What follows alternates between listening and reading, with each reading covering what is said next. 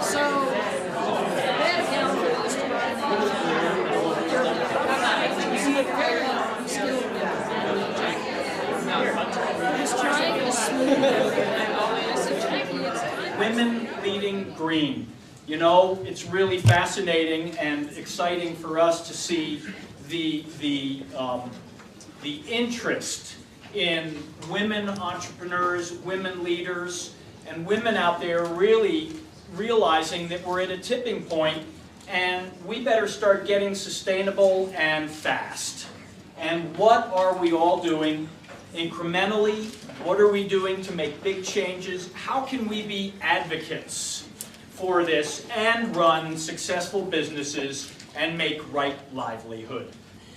These women are each in their own right able to hold this room wrapped for an hour. So to have them together I think is quite exciting. And I'm going to ask them each to give you a little bit of their brief story of kind of who they are, and then from there we'll dive into our dialogue. And again, thank you so much for being here. It's really an honor to be here. I have to say that Hunter has been a long time mentor and hero to me. So, and Brooke, super excited to be on the panel with you. I'm really humbled and amazed to see all of you powerful people out there, and especially so many powerful women. So thank you all for coming tonight. I'm one of the two founders. My husband and I founded Go Light in 1998, and we're based here in Boulder, Colorado. We have we're sold in about 23 countries worldwide, and we have 16 stores in the U.S. and many more to come, including one a stone's throw from here, Pearl Street Mall. So if you haven't been there, please check us out. We make very lightweight, high performance, and responsibly made apparel and equipment for the outdoors. Hello, I'm Brook Eddy, the founder and CEO at Bhakti Chai, and it's so amazing to see all these faces and all these people. That Seleyn is here, and she was one of the first people that I came across when I was trying to figure out how to start my company, and she welcomed her kitchen to me. So thank you, Seleyn, for helping at the very beginning. I started Bhakti Chai in 2006 as a way for my own chai habit. I couldn't really drink some other chais on the market, so I decided to make my own, and friends and family just fell in love with it. And then I drove around with my twins in the back seat and sold it kind of door to door to cafes. And now we're on the cusp of national distribution. We're in over 250 Whole Foods stores. And we're growing up. It's exciting. I'm Hunter Lovins. It's such an honor to be able to speak here in the Boulder Valley in my home. And with Kim, who makes our CEO's favorite jacket, with Brooke, who Lily Thies, who runs our internship program, said, I gotta come, I love Bhakti Chai. And with all of you. Natural Capitalism Solutions works around the world. I was just on the semester at Seaboat with Unreasonable at Sea. Some of our entrepreneurs are going around the world, taking their companies to scale. And then I had to leave that and go to Bhutan at the invitation of the King of Bhutan and the Prime Minister. We've been asked to build a new global economic paradigm, taking the Bhutanese concept of gross national happiness and using that in place of gross national product. A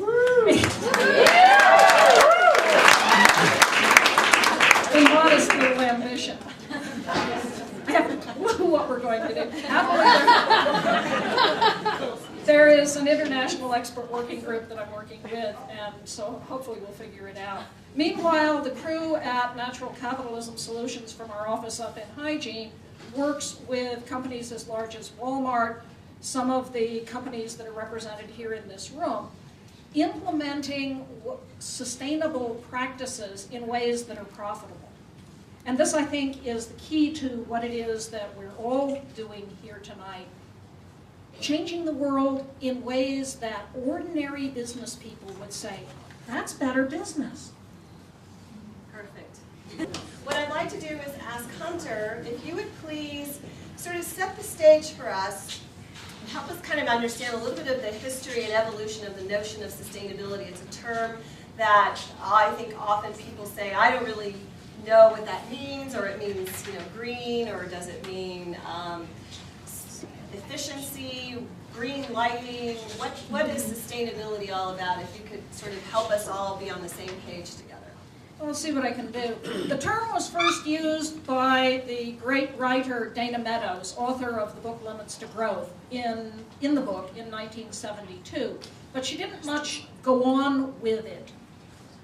It was then picked up by the Brundtland Commission of the United Nations, which said that it is sustainable development, slightly different than sustainability, is meeting the needs of the present without compromising the ability of future generations to meet their needs. Okay, how do you do that Monday morning? And so a number of us have worked on better definitions. My current favorite is that it is a way of being that empowers all living things to prosper, meet their needs, and attain their highest aspirations. I like the reference to all beings, because that is extremely important, that we're inclusive and our notion is not just humans, it's all beings that we share this world with. So I'd like to move to Kim and Brooke. If you kind of take a little bit what you've heard from her and then your own understanding of how you're expressing this in your business. Kind of let's start with some of the ways in which you see sustainability being made real inside of your companies.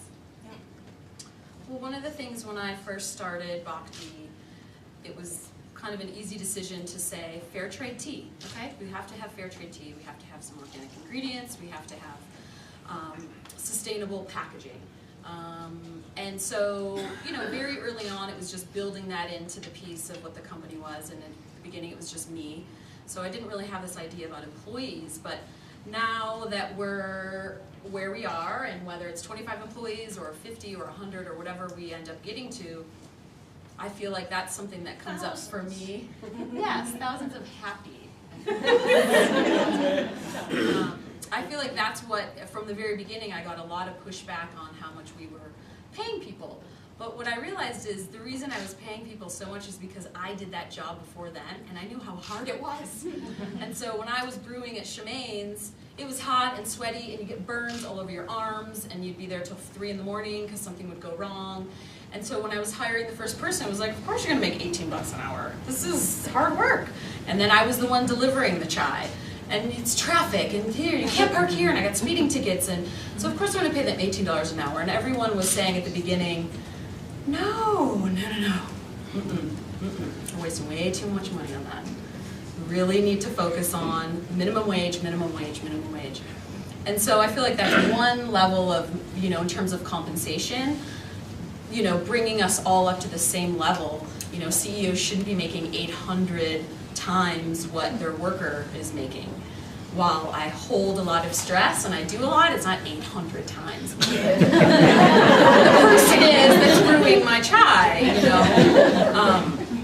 So I feel like in terms of the employee piece, that's a sustainable place that I've gone to. And then also, you know, we recently were certified B Corp, and those were some of our values. Yeah. From the very beginning, and it was nice to have someone certify us and say, hey, we see that this is a new way of looking at business, and you are committed to sustainable practices and also your employees and giving back to the community. So that was something that was exciting for us. Cool. Yeah. Here's a question before you jump in fact, for the both of you. Are your employees an asset?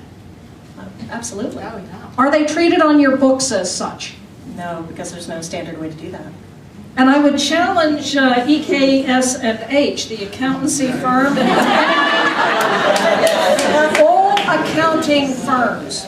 We need to reinvent accounting. Because you've just heard the story of why employees matter. And in a lot of the work that we do, employee engagement, a motivated workforce, is what drives a company's profitability, their sustainability, and yet accounting, as usual, you treat employees as a liability. They're a cost. Right. You know, I just want to add to that. In the book Good to Great, they talk about, you know, what are the 5 most important principles for a successful enterprise. And like number 2 on the list are great people. So great people are what make an organization really rock. And so it would make more sense to count that as something different than a cost. Right. All right. So next. I have lots of these wonderful definitions of sustainability rolling around in my pea brain every day. But I think the way that I most think about it is how do I have and how does my company have a net positive impact on the world over the long term? No, that means not just not doing harm, which every company on the planet is doing right now. Sad to say, but even those that are working really hard to be sustainable are not sustainable yet. But how do we, on a net basis, have a positive impact on the world? And you know, we have a long way to go. All of us have a long way to go to figure this out. And we've really tried to make sure that everything that we do harkens back to the original values that we built into the company. One of the things that was really important when we first started was that the products would be light and that they would be approachable. Things that would inspire whoever used them to get outdoors, not just once, but to get out every day, because they loved the experience so much. And that for us meant more people in the outdoors, meant more people dedicated to loving the environment, and that meant kind of an army of conservationists.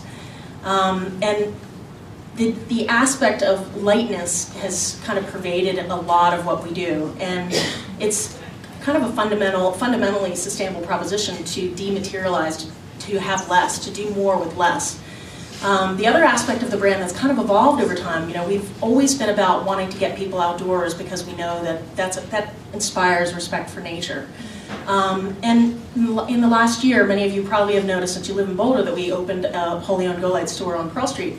What you may not have noticed if you haven't been into the store is that we also, in going to direct-to-consumer model, have passed all the savings of cutting out the middlemen to the consumer, meaning products that would cost you $600 are $300 now. And for us, that's the outdoors is for everybody. I think one of the tragic things about the outdoor industry, and Beth Jensen, the head of sustainability for the outdoor industry, is here, so I apologize for saying this, is that we've made it kind of the bastion of the elite in some ways because the price of the products is so high. So we're really, we want to make sure that we get products on people and get them outdoors because the products that they use for the outdoors are approachable and affordable. We've got a lot of other really fun and cool things that we're working on. We have a take-back program called I'm Not Trash. If you get a Go Light product, you'll see a little tag on the inside of everything you have that says I'm not trash, that Beth actually worked on before she was at the outdoor industry. And what's cool about it is we want to take responsibility for everything that we make from the first moment that we conceive the product to its end of life, and that means that we're willing to take it back and dissect it and send it to recyclers or to donate it to charities, and we have a lot of information on our website about what you can do with those products. And a whole spectrum of things, including a lot of really cool HR policies that we're really proud of. But I think the thing that we're really proud of and is the hardest work that we're doing is reducing the impact of the products that we make. And that means every single day, every decision, every zipper, every button, every fabric that goes into our material, how do we reduce its impact? How can we get this recycled? How can we get this organic? How can we make it lighter?